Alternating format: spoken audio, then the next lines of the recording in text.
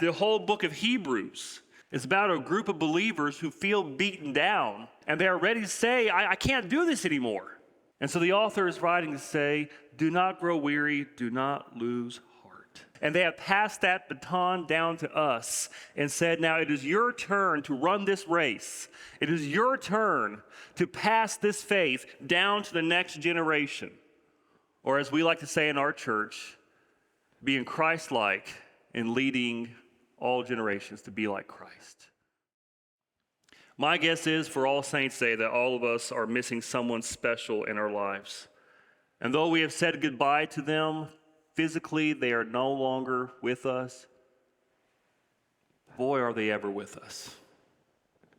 Our lives are what they are today because of the impact they have laid on our lives. We are not who we are today without them being there. They have impacted us, and we cannot remove that influence any more than we can remove ourselves. Today is All Saints Day.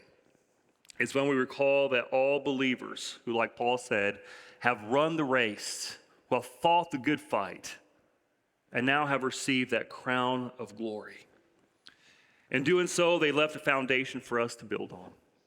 A foundation started by Jesus, built on the apostles, given to the church fathers, handed off to the reformers, given to our mothers and fathers, our grandparents, and they have passed that baton down to us and said, now it is your turn to run this race. It is your turn to pass this faith down to the next generation. Or as we like to say in our church, being Christ-like and leading all generations to be like Christ. And so that's what we want to celebrate today, is that faith. Throughout the Bible, our life of faith is often compared to a race. But it's not an easy thing. The word for race in the Greek is the Greek word agon, and it's where we get the same word for agony. And it means this is not some little stroll. This means this is hard. This is when you start, kind of like when you have to park really far in the Walmart parking lot, and by the time you get to the door, you're... It is where you are exhausted, where you feel like you just want to give up. In fact, the whole book of Hebrews, this is what this book is about. It's about a group of believers who feel beaten down. The trials and tribulations of life had war on them, and they are ready to say, I can't do this anymore. I can't go through this. There's just too much heartache. There's too much pain. There's too much suffering. I can't go any further with this. And so the author is writing to say, do not grow weary, do not lose heart. In fact, that word lose heart, it's an image that was used for races, about a racer who is when they're running and they get close, but they just can't take any more. They just give up and they fall down. It's kind of like if y'all are boxing fans, do y'all remember Roberto Duran when he was fighting Sugar Ray Leonard? And he was in the middle of rounds, he goes, no mas, no mas, no more, no more.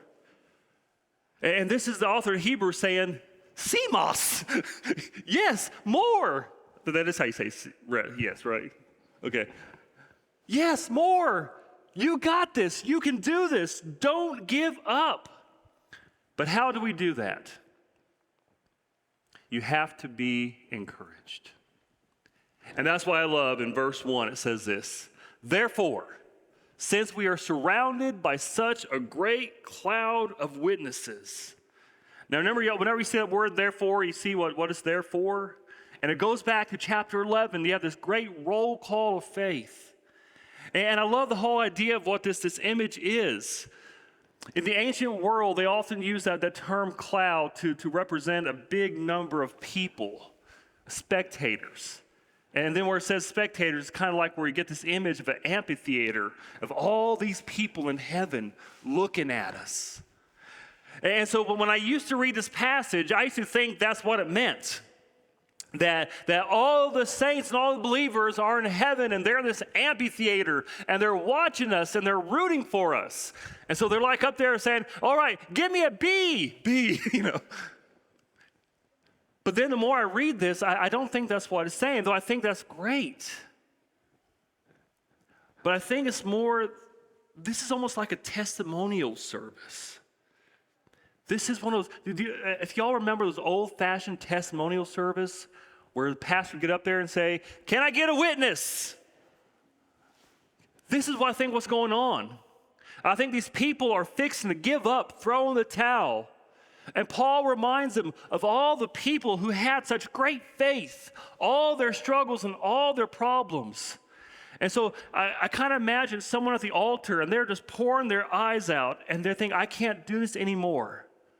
And then all of a sudden, here comes Noah, and he puts his hand on his shoulder. He says, hey, listen, you think your culture is bad? Man, my culture was so bad that every thought was evil. And I preached for 120 years. No one listened to me. No one believed me. But you know what? God was faithful. He delivered us. I hear, can I get a witness? I can't forgive that person. And then all of a sudden, here comes Joseph, and he puts his hand on your shoulder and say, you think you're having a hard time forgiving? Let me tell you what my brothers did to me. They threw me in a well and sold me into slavery. Then I had a chance to forgive them. Best decision I ever made. And God gave me that strength because he is faithful. And we go down there, Abraham, come and lay in your hand. Oh, you think you don't know what's going to happen? God told me to leave where I was, just abandon everything and go. He didn't tell me where I was going. But he was faithful, and look how he blessed my life. Moses gave up everything. So you go through all this stuff. And in Hebrews chapter 11, you have this big, long list, but our list has grown. We have Peter, James, John, Paul, Mary. We have all the other Johns, John the Baptist, John the Disciple, John Wesley, John Calvin, John Knox. So here's the tip. If you want your kid to be something spiritual, call him John. You have all these great witnesses, but also from our own life, our moms, our dads, our Sunday school, our pastors. I think for my own life, I have a chaplain who just mentored me and just so impactful in my life. I have my wrestling coach. I have my grandparents. I have people in the churches I have served, like Ruth Yates or Abe Hutto and Tracy Go or Ron Dockery. I have these names of people who have left an impression on my life. They have witnessed to me. They have shown me how to run that race, and they passed that torch. One of the things I love, I used to work this thing called Emmaus Walk, and I love Emmaus Walks. And one day, I was at Emmaus Walk, and y'all want to confess, I got kissed by a woman who was not my wife. Ooh, some of y'all woke up there, didn't you? Her name was Mrs. Baker, and she was 95 years old.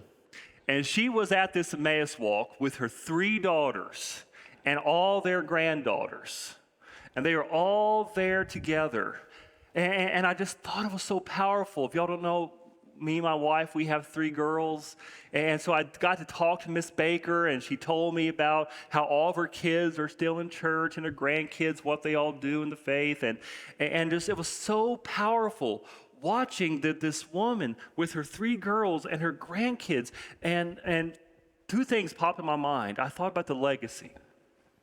And I thought about what Paul said about in Timothy. Paul, to Timothy, your faith first lived in your grandmother, then it lived in you, and now it's in you. I see it in you. And then I thought, man, could you imagine one day my wife being 95 years old? And at Emmaus Walk with our 3 daughters and all of our grandkids there. And I tell you, when she's there, she better not be kissing no young whippersnapper preacher. I will haunt her. But you see that this is the importance of being part of a local body of believers. This is why it's so important to be part of a church family, because those people leave an impact on you. They leave their indention on you. For example, when we read those names earlier, why did you stand up? It wasn't out of politeness. It was because that person took a little bit of their faith and shared it with you.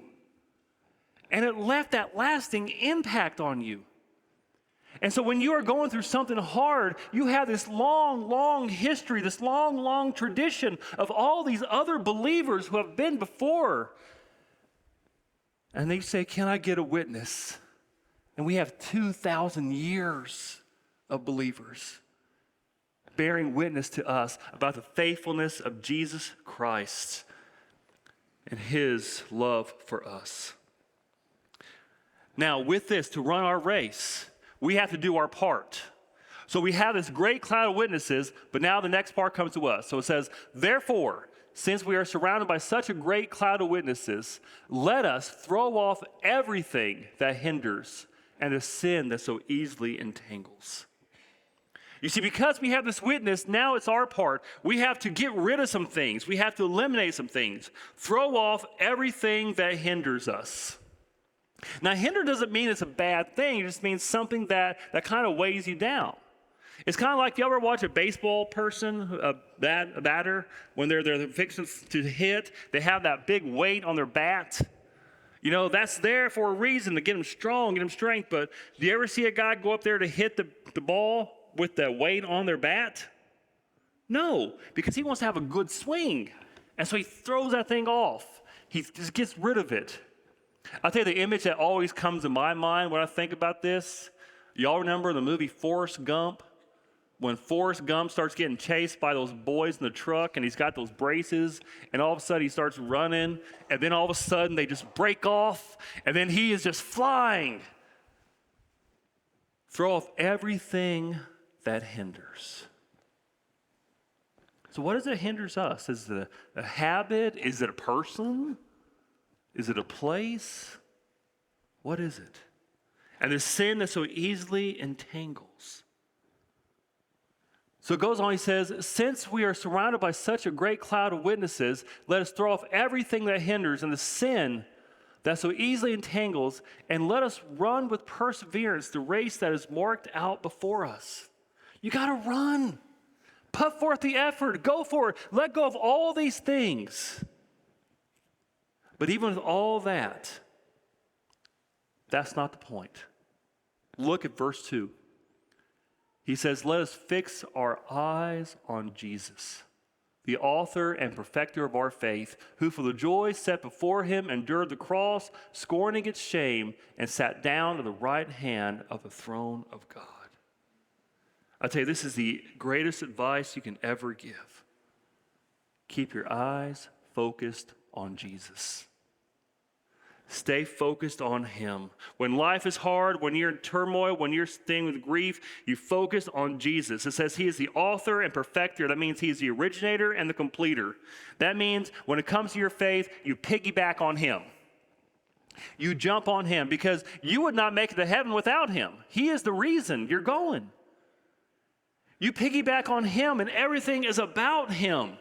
It's only in him that we find that love, that grace, the power to forgive our sins and the resurrection. And we fix our eyes on this hope we have of what lies ahead. I love how it says, for the joy set before him, he endured the cross. The cross was a hard thing, but Jesus saw beyond the cross. He saw what the cross would accomplish, your salvation, my salvation, but he also saw the resurrection. You see, and this is where in our lives, our faith is hard. We go through trials and tribulations, but this is not the end of the story. We look ahead. And y'all, I want you to imagine in your mind what that would be like when you one day stand before Jesus Christ and you look at him face to face.